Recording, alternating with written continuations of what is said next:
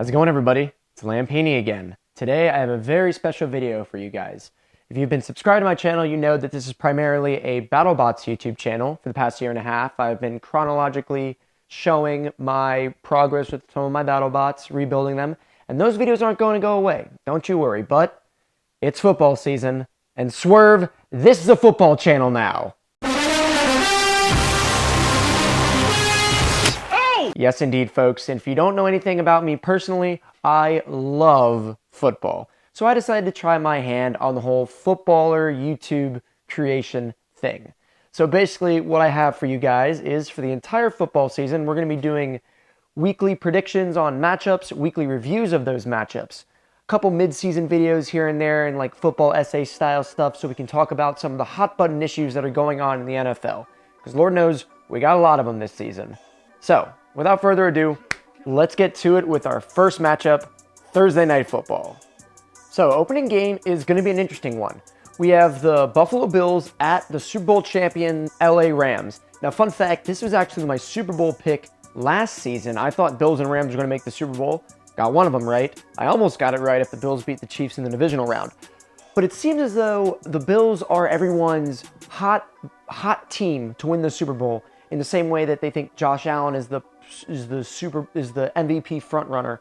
I think it's very interesting because it almost just feels like, you know, the Chiefs had their turn, the Rams had their turn, but the Bills have always been in the mix in the playoffs, and they've always had such heartbreaking losses. Because they lost to the Texans in the 2019 season, which was a great game. They did lose to the Chiefs in 2020. It wasn't a very good conference championship game, but they still made it that far. And then obviously the divisional game last season needs no introduction. It was probably the best game of the entire season. So logic would dictate that the Bills would get off strong. They got some very, very good acquisitions in the offseason. They got Von Miller, just off the top of my head. A couple other notable acquisitions are right here. But in addition to that, they are probably one of the most complete teams in the AFC, and it's no reason why they wouldn't do well in this game, but they're playing the Super Bowl champions, and the Rams themselves are also a fantastic team. They have Jalen Ramsey, one of the best secondary, probably the best corner in the game, and they have Aaron Donald, who might just be the best player full stop in the game. And then also they have incredible ability on offense. One thing that they did get is they got Allen Robinson, a guy who's always had bad quarterback play, with Matt Stafford, probably one of the best quarterbacks in the league right now, throwing for him. And honestly, Matt Stafford, what he's been able to do with the Rams has really done great things for his legacy.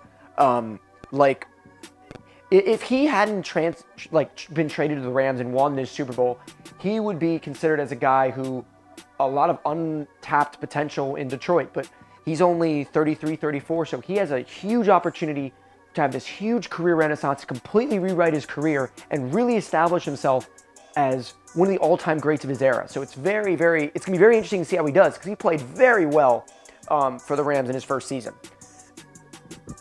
Who's going to win this game, though? I think it's a huge toss-up. I mean, the amount of people that are going to want to watch this game, the NFL did a great job with the opening day. Both these teams are going to start up really strong. I think that if the Bills really are Super Bowl hopefuls, they will come out here and beat the Super Bowl champions. I am going to go with the Bills here. I think that they are an extremely hot team, and I don't think there are some other teams that I believe here that have had hype that I think aren't going to deliver on it, but I think the Bills absolutely will. It's going to be a fantastic game, but I do think the Bills are eventually going to come out on top, barely beating the Rams. It's probably going to be a high-scoring affair. Very exciting game. Very excited about it. So after Thursday night, now it's time for our Sunday games. First one that I'm going to talk about is Saints at Atlanta Falcons.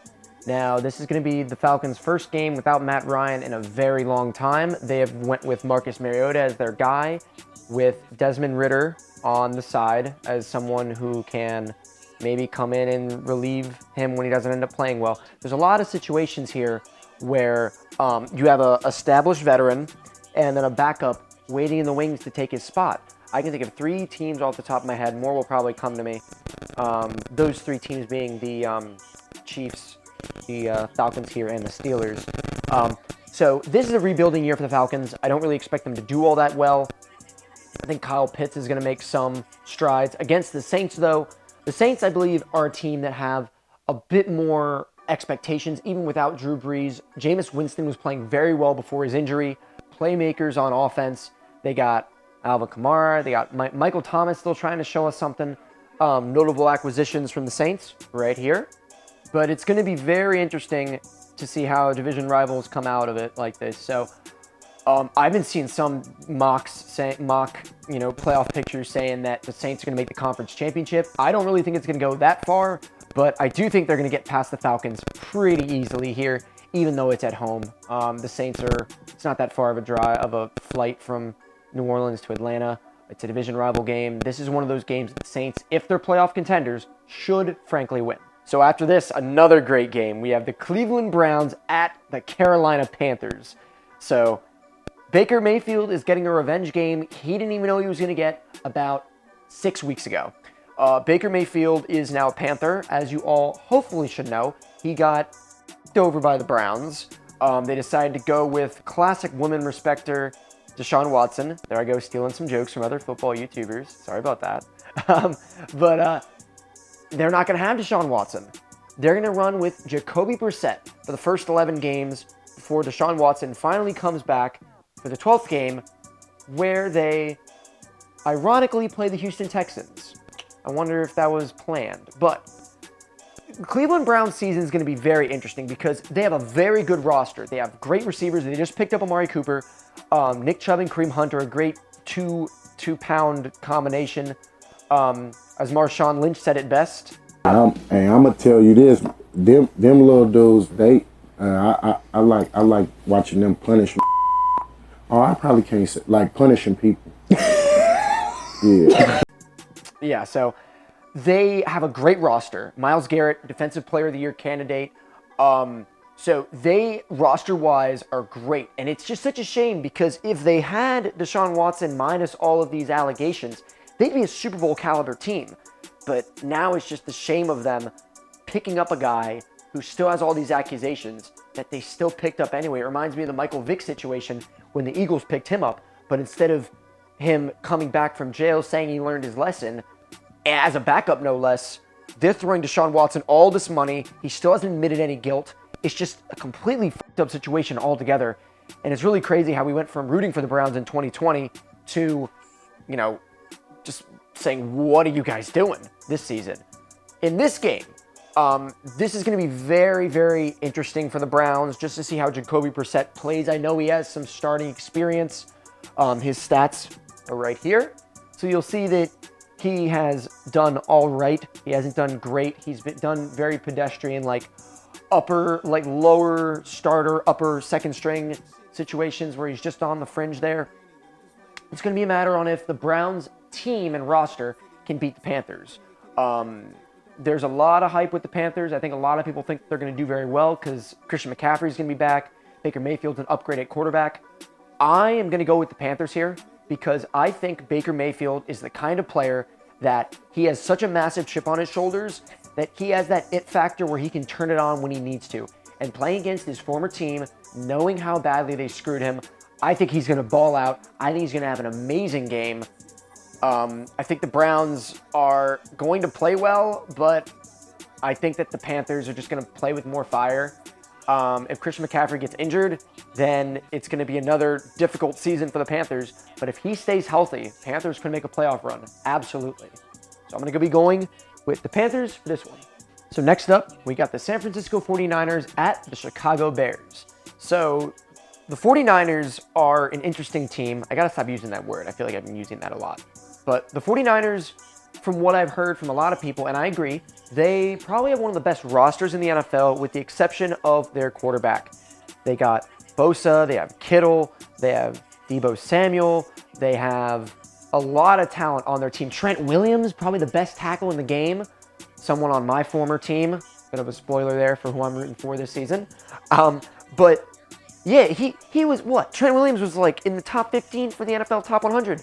Absolutely incredible. It's amazing that he's in his 30s now and he just keeps getting better and better. I'm very proud of him. Wish he stayed with us, but he became all pro with the 49ers, so I digress. The 49ers should win this game. The Bears are a franchise in disarray.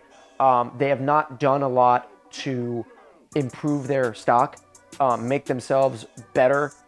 Justin Fields is in a terrible position to succeed here. And it seems like that always happens with Bears quarterbacks. It seems like they always, the record still stands. They've never had a 4,000-yard passer. I'm pretty sure Jay Cutler was the closest one to doing that years ago. But it's not going to happen now. Justin Fields is a very talented guy. I've seen him make some great plays, but he just doesn't have the team around him. And they don't have Khalil Mack anymore. There's not a lot to get excited with the Bears. And I think they have the potential to be the worst team in the NFC. Maybe fighting that off with the Giants. But yeah, San Francisco should win this. Regardless, Trey Lance just needs to be a game manager for this game. If I can go into a bit of a rant about Trey Lance and what I think about him, I think that there's never been an example in NFL history. Maybe I'm wrong. You can drop me in the comments. Tell me how wrong I am. This is my first episode, so I love some criticism.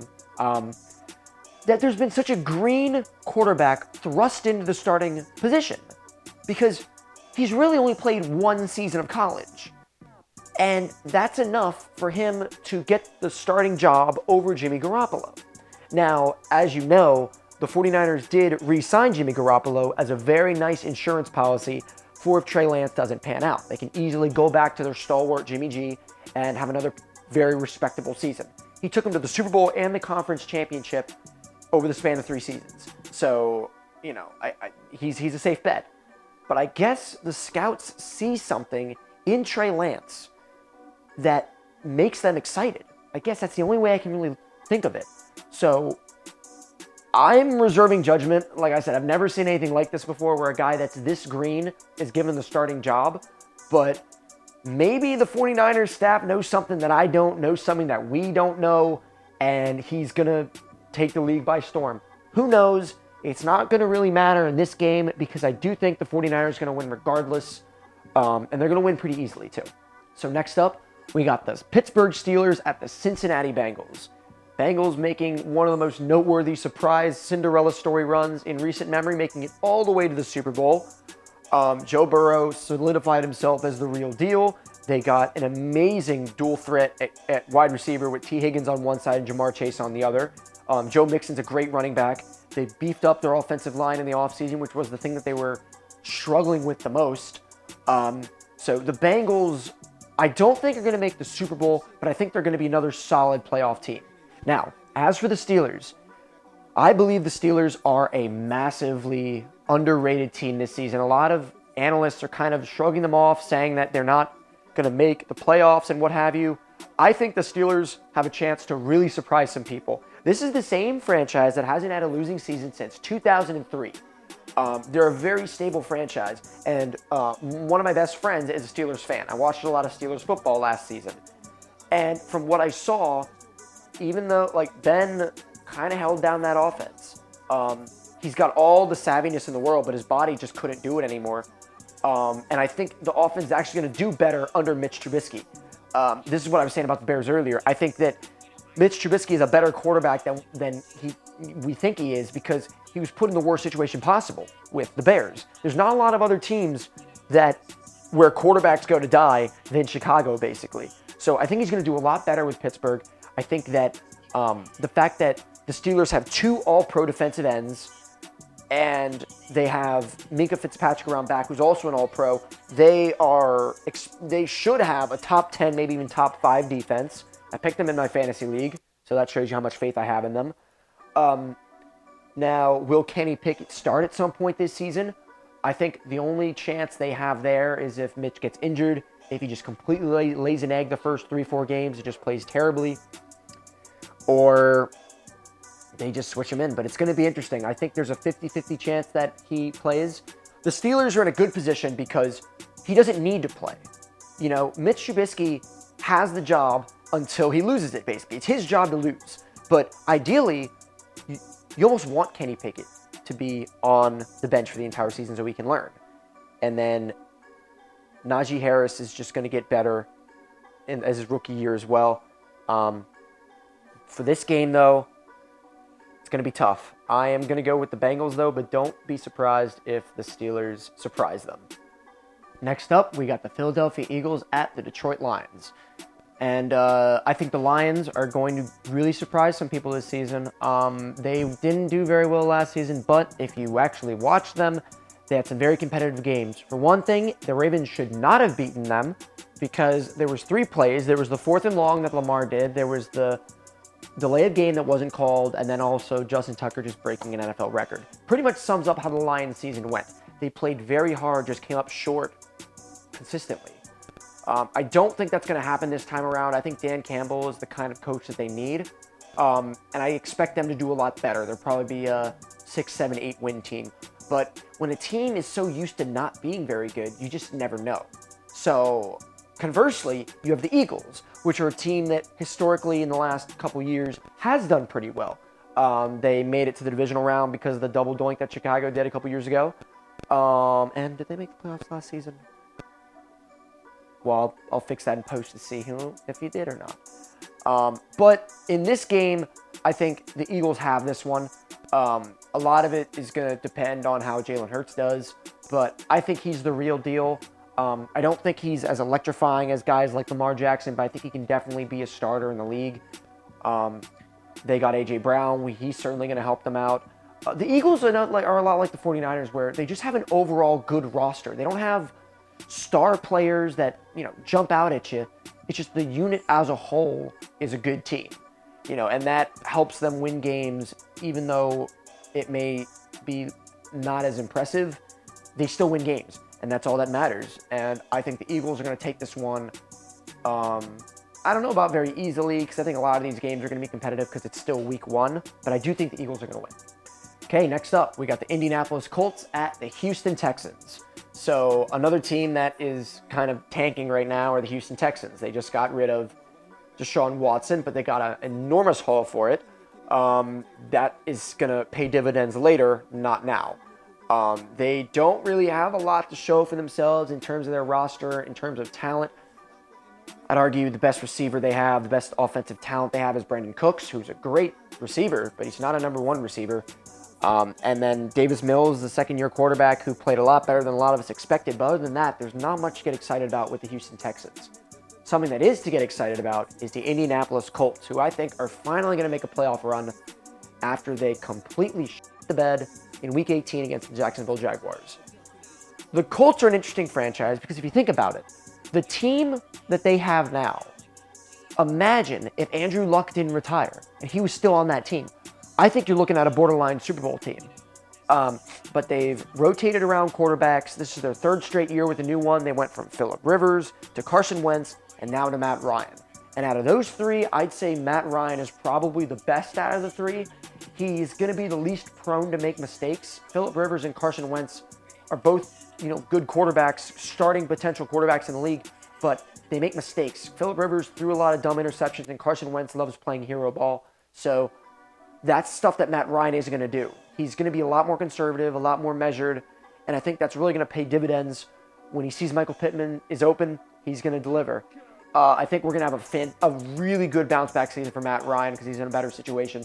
Very similarly to what we saw with Matthew Stafford, I think Matt Ryan's a little bit more past his prime versus Matt Stafford, who I'd say is still in his prime. I think that the Colts can go very far. I think Jonathan Taylor is Offensive Player of the Year candidate number 1. I think they're going to easily beat the Texans. If the Texans find a way to beat the Colts, then the Colts are going to be in big trouble because you should not be losing. Again, similar to the Saints. If you're a team that everyone is expecting you to make a run for the playoffs, you got to beat teams like Houston. You got to beat teams like Atlanta. It's just got to happen. So this is week 1. They got to make it happen. So after that, we got the New England Patriots at the Miami Dolphins. And when you talk about a team with a good roster that doesn't really stand out at all, New England Patriots are a good example of that team. They had the number 1 defense in the NFL, and that's all because of Mr. Bill Belichick. Their offense was a bit lackluster, but they did enough to make the playoffs. What's going to really depend here is if Mac Jones takes a noticeable step forward in his progression. He did very well his rookie year. I believe he was Rookie of the Year, but he's going to need to do more than he did his rookie year. I think that it was a great first showing, but if he's shown us his ceiling, the Patriots aren't going to do anything this season. They will always still be in contention because they have a fantastic defense. Even in the Brady era, the reason why they won so many Super Bowls was, yes, because of Tom Brady, but also because they always had an elite defense. For most of Tom Brady's tenure, the Patriots had a top 10 defense. Sometimes they had a top 5 defense. So that's something very underrated for like what made the Patriots dynasty so successful. That's a very underrated factor of it, is that their defense was always above average. So that's going to keep them into this season. Don't think they're going to make the playoffs. I do think they're going to beat Miami, though. I think Miami has a lot of on-paper talent with Jalen Waddle and most notably Tyreek Hill. But I think they're still going to disappoint. They're still too volatile of a team. Last season, they lost 6 and then won 6. That kind of volatility isn't good. It eventually ends up with a good record, but you can't make a playoff run with that kind of stuff. If you get hot at the right time, like the Bengals did, then maybe. But they're going to have to show me more consistency before I start seriously considering them as playoff contenders. There's a lot of fringe playoff contenders right now, especially in the AFC. You got teams like the Colts, for example. And if it's between those two, I'm going with the Colts. We will see if Tua Tagovailoa will be able to take advantage of the phenomenal weapon that he has in Tyreek Hill. If Tyreek Hill can dominate games like he did with the Chiefs, I think he's still going to be able to. I think he still has the physical ability to do it. It's certainly going to be fun to watch.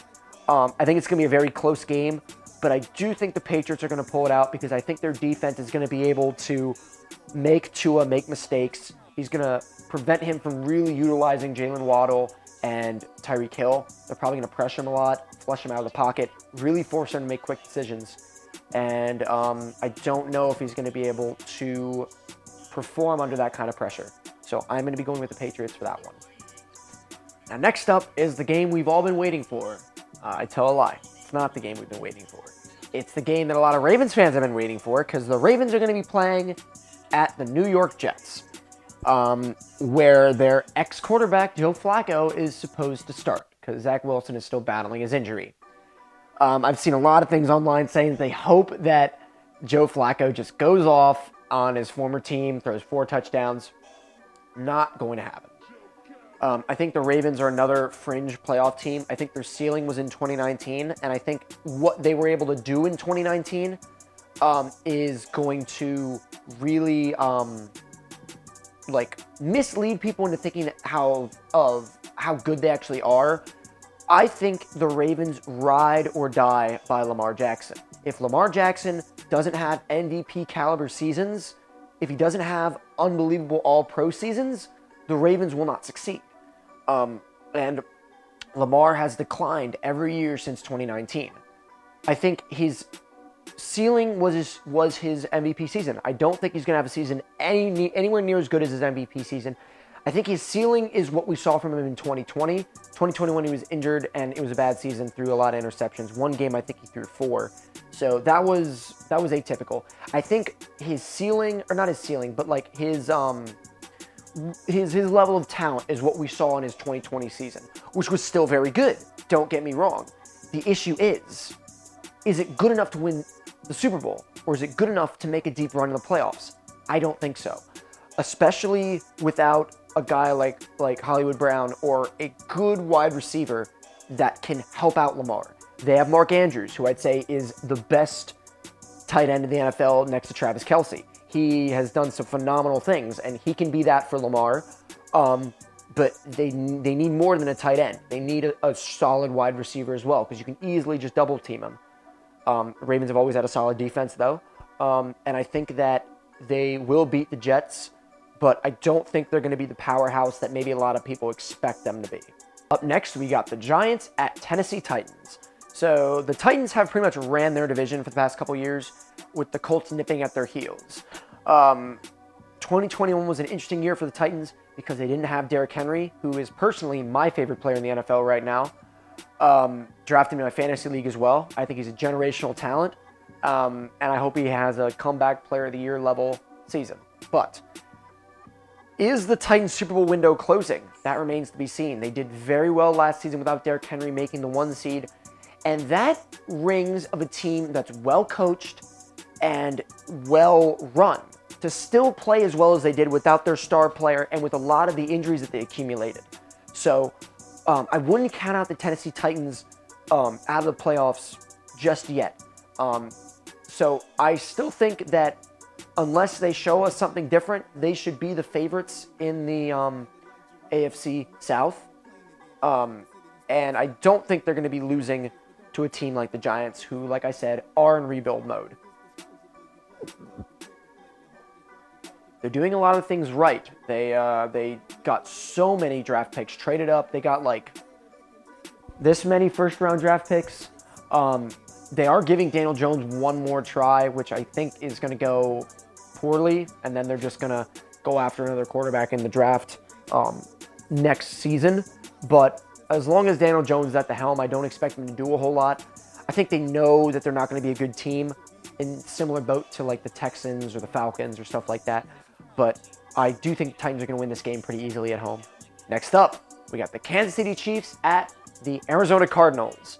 Now, the Arizona Cardinals, another good example of a fringe playoff team that people are expecting to do extremely well. I, for one, think the Cardinals are going to absolutely bust this season. Why do I think that? They have given the keys to Kyler Murray before he is ready, in my opinion. I think Kyler Murray is very similar to Lamar Jackson in that he's a physical specimen, a phenomenon, amazing athlete, but is he a quarterback? You know, a quarterback needs to be clutch. He needs to lead his team. He needs to come through when needed. That's what makes the Patrick Mahomeses, the Tom Bradys, the Aaron Rodgers. And I don't see that with him yet. And they just gave him this massive contract that's going to eat up cap space, and it's going to prevent them from building the pieces around Kyler Murray to make them succeed. And also, they won't have DeAndre Hopkins for a large chunk of this first half. So the reputation of the Cardinals getting off to fast starts, they're not going to be able to do that because they won't have DeAndre Hopkins. They won't have Christian Kirk either. You know, they got rid of Christian Kirk as well. He's in Jacksonville now. So they don't have that many offensive weapons except for Kyler Murray. And he's not the kind of guy that can do it all by himself. Like I said, I think he's a great quarterback, but he's going to need the help around him. And I think we're really going to start seeing the Cardinals collapse this season. And it's going to start with the powerhouse Chiefs. They have made it to 4 straight conference championships. I would say another Super Bowl win, and you're considering them a borderline dynasty, one of those mini dynasties like the Cowboys were in the 90s and, you know, stuff like that, where they go on like a 5-6 season run of just supreme football, where they just dominate. You know, 4 straight conference titles, whether they, you know, they're 2-2 in them. That is something that you stand up and take note of. And I don't think the loss of Tyreek Hill is going to bother them that much because they're such a well-coached team, because Patrick Mahomes is still, like, he's a physical specimen as well, but he's proven that he can get it done in the clutch and rise to the occasion when he needs to. And that's something that guys like Kyler Murray, they haven't had to do that yet. He's still got the best tight end in the league, Travis Kelce, and they got a lot of help at wide receiver because they got Juju Smith-Schuster, and then, oh God, who's the other guy? Yeah, so they will have a lot of help for Mahomes. I think that, you know, their defense hasn't gotten any better, but I don't think it's gotten any worse either. I think it's safe to assume they're still going to be the same powerhouse that they have been. Has their Super Bowl window closed? It's interesting when you look at it because in the 2018 season, they made the conference championship, lost. Season after, won the Super Bowl. Season after, lost the Super Bowl. Then lost the conference championship. So you had a bit of a mountain slope there where they went up, won, lost the Super Bowl, and then went back down. So it'll be interesting to see how this 5th season goes for them. I think they're still playoff contenders. They're in the most difficult division in the NFL. But, I mean, the thing is, you got 4 Sharks there. They're all Sharks. You know, they're all tough teams. So I would have to go with the one that has the most postseason experience, the most experience winning these big games. So that's why I think the Chiefs are going to be one of those Sharks in the AFC West that is still going to make the playoffs. And they're going to easily take care of the Cardinals on the road. Now, speaking of the AFC West, we got another very, very good contest here. We have the Las Vegas Raiders at the LA Chargers. So these are two teams that have massively improved themselves. I believe the Chargers have Khalil Mack now, if I remember correctly. Justin Herbert has shown that he is an unbelievable talent at quarterback. A generational guy. His throwing motion is just so perfect. He just launches the ball when he throws it. Some very impressive stuff. Derek Carr, not far off him. He's been a perennial top 10, fringe top 10 quarterback. But now that he's going to have one of the best wide receivers in the game, Devontae Adams with him, we may see his production get better. The Chargers have a lot of on-paper talent. I believe they had the most NFL top 100 players on their team. They're a stacked team. And again, like I said, like all four of these teams are tough. But if one of them, if I could pick one team to be on the chopping block out of those four, actually out of all those four, I'd say these are the two that are on the chopping block the most. I think the Chiefs are a safe bet, and I think the Broncos are a safer bet than these other two teams. The Raiders have done a lot of great things coming back from adversity last season with the Henry Ruggs thing and the John Gruden thing and the changing coaches. They still kept together and they still made the playoffs. And I think that should not be discounted because that says a lot about their team, their locker room, their desire to win. In a game like this, especially a divisional game that you need to win, I'm going to pick the Raiders here. I think that the Chargers are, like I said, they're a phenomenal team. But I think the Raiders showed a lot last season, how scrappy they are. I think Devontae Adams is going to tear up their offense. I think it's their defense, rather. I think it's going to be a very high-scoring game. Could go either way. I am going to be going with the Raiders, though. And now it is time for what promises to be my favorite part of the video, as it's time for Commanders Talk. Yes, indeed, folks. I am unfortunately a Commanders fan. I was born into it. It's not my fault. So the analysis for this one may be a little biased, but that might be what you're looking for. So, the Jacksonville Jaguars are playing my Washington Commanders at FedEx Field. And I have a terrible feeling about this game.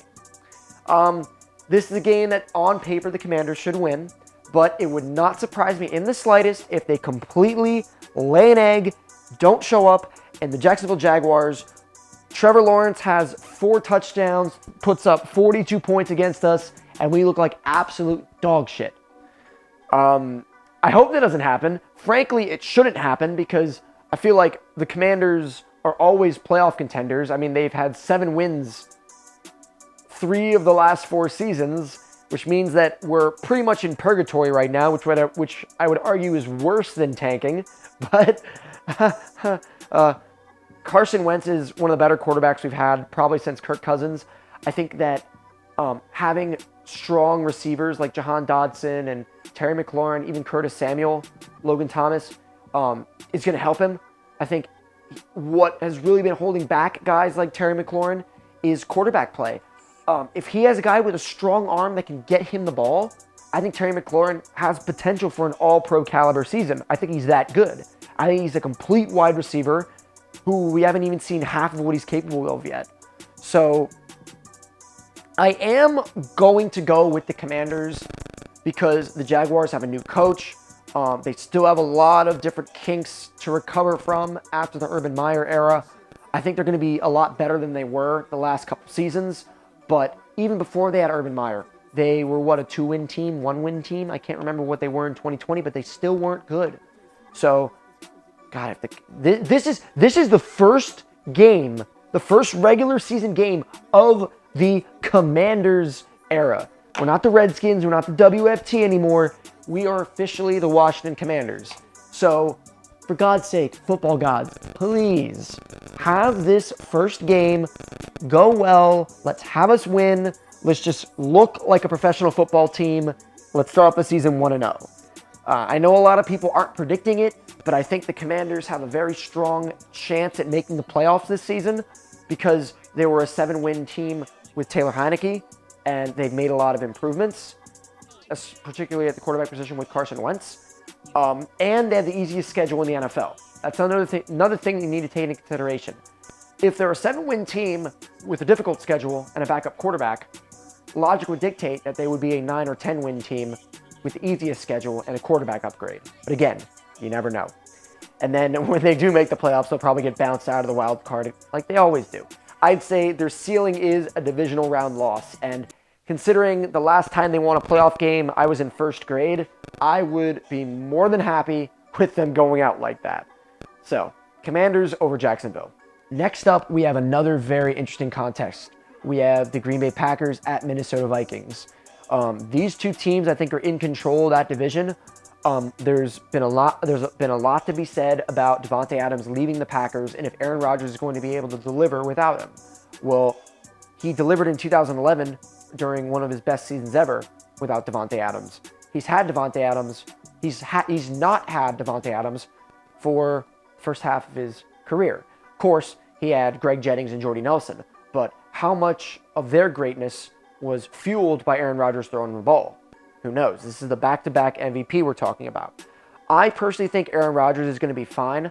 I think that with the guys that they have, Alan Lazard, Randall Cobb, I think every drop back, Aaron Rodgers is going to find someone who's open and get him the ball. I think Aaron Rodgers is a good enough quarterback where he's going to be able to do that. Just find the open man, throw it to him, stay productive. I know they've made a lot of playoff mistakes, but a lot will have to go right for them to make the Super Bowl. They've had a lot of bad playoff luck last season, like last several seasons. They should have beat San Francisco, frankly, if those two special teams plays don't happen. But the Vikings as well are another team that could make a run for the playoffs. So you have a new head coach. Hopefully he won't hold them down as much. They had a bottom 5 defense last season. I'm going to run these numbers off the top of my head. The graphics here, we'll see if I'm right or not. They were 29th in the league in yards allowed and 22nd in points allowed. That's not good. You know, you can say all you want about Kirk Cousins not being the guy, but when you have a bottom 10 defense like that, you're not going to be good. So the Vikings, I think, will step it up. It'll be very interesting to see what happens if they win this game. If they win this game against the Packers, I think a lot of teams will treat them a lot more seriously. Is it going to happen, though? I don't know. We all know what happened week 1 with the Packers last season where they shit the bed against the Saints. Don't think that's going to happen this time around. I'm going to be going with the Green Bay Packers, but it's going to be a tough game, and I wouldn't count out the Vikings losing to a very good Green Bay team. All right, guys, so now we have our last 2 games, the primetime games. So, our Sunday night football contest, we got the Tampa Bay Buccaneers at the Dallas Cowboys. This is a rematch of last year's week 1 affair where Tom Brady had another game-winning drive to defeat the Cowboys again. What's going to happen in this game? I think it's going to be much of the same. I think the Cowboys are the most overrated team in the NFL year in and year out. The amount of analysts who say they're going to be an 11 or 12-win team, make it to the conference championship, and guess what? It never happens. It never happens. The Cowboys are the kind of team where they bully low-level talent, so everyone thinks they're great, but when they have to face actual competition, like the Tampa Bay Buccaneers, they fold and they lose. You saw it happen in the playoffs last season. We've seen it happen time and time again. I don't know what it is. Maybe it's the chip on their shoulders, but they have a lot of on-paper talent. They just can't put it together, just like a lot of other teams. Just because they're America's team, just because they're the most valuable sports team in the NFL, doesn't mean that they're going to be Super Bowl contenders every single year. Tom Brady, with everything that's happened to him, he's age 45. Logic would dictate that he would not have enough left, but I've learned watching him these past couple years into his 40s, Tom Brady's not a normal human being. He's not a normal football player. He operates under his own set of rules. And I think he's going to have another Tom Brady caliber season. Whether it's his last season or not remains to be seen. He did say he wanted to play till he was 45. I say fuck it. Go to 50. Play till you're 50, Tom Brady. Do it. Do it. Do something that no one will ever do ever again. Because I think we will see quarterbacks playing into their 40s more and more as time goes on with modern day conditioning. But I digress. Back to this game. Tampa Bay still has a stacked roster. They can still absolutely make a Super Bowl run. It all starts with beating Dallas here convincingly in week 1, and I think they're going to do it. I just realized I didn't get rid of the Commander's helmet. So Now we're on to our very last game, Monday Night Football. The Denver Broncos at the Seattle Seahawks. So the Seahawks are another team that people are pegging as in rebuild mode because they lost Russell Wilson. The Legion of Boom era seems to be officially over. But when you have a team that's had that long sustained success, they don't go from a 10-win team to a 2-win team overnight. I think they're going to be close to a 6 or 7-win team. Pete Carroll is still a great coach. But, God, when you have Geno Smith or Drew Lock as your quarterback, you're not really setting yourself up for success. The Denver Broncos, on the other hand, I think are really going to surprise some people. That's a well-run franchise who's been desperately searching for their next quarterback ever since Peyton Manning left. And I think they've got it with Russell Wilson. I think Russell Wilson can have a similar run that Matthew Stafford had last season, where he has a career renaissance and has, he said he wanted to end his career in Denver. Seeing how his last 7-8 years of his career in Denver go will do a lot to build his legacy.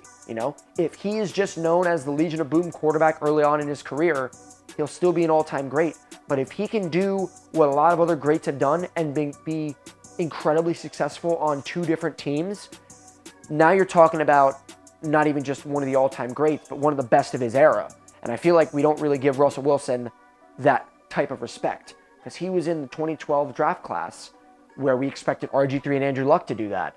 And Russell Wilson has been the guy, and Kirk Cousins has been that guy, and also to an extent Ryan Tannehill. Those quarterbacks from that era that have really prospered, and Russell Wilson leading their charge with that.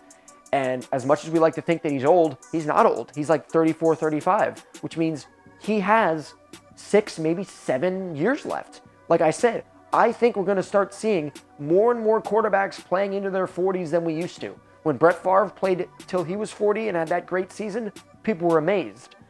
But Drew Brees played till he was 40, 41. I think that, Aaron Rodgers' contract expires when he's 42. If Aaron Rodgers keeps playing the way that he does, he might re-sign. I think Brady is setting the precedent for a lot of these quarterbacks to play a lot later in to, their early 40s. And I think we could see that with Russell Wilson. But anyway, I got sidetracked again. What's going to happen in this game? I think the Broncos are going to steamroll the Seahawks. I don't think it's going to be that close. I think Russell Wilson, I don't think there's animosity in the same way Baker Mayfield has with the Browns. I think this is just business for Russell Wilson. I think he's going to go out there. I think he's going to do it. I think he's going to win. Broncos country, let's ride. Had to get that out there. I think the Broncos are going to win this game. So, there are my reviews, ladies and gentlemen. I hope you liked this new video. I hope you liked this kind of change in content that I'm doing. As you can probably tell, this is all improvised. I wrote some bullet points, but I didn't really write down a script for it. I really wanted to see if I could conjure up all this football knowledge off the top of my head. Maybe it gives you more of an authentic experience, and I feel as though that's maybe something that I could provide that other football commentators don't. But I could be entirely wrong. Maybe some of these guys do improv their stuff. I don't know. But I appreciate you checking me out. Hopefully I'll see you next week when I review my week 1 predictions, see how right I was. I am going to be keeping a tally for how many games I guessed right and how many games I guessed wrong. Stay tuned for some midweek content. If a story happens, I'll give you my 2 cents. This has been Lampini. Thanks for checking me out. See you guys.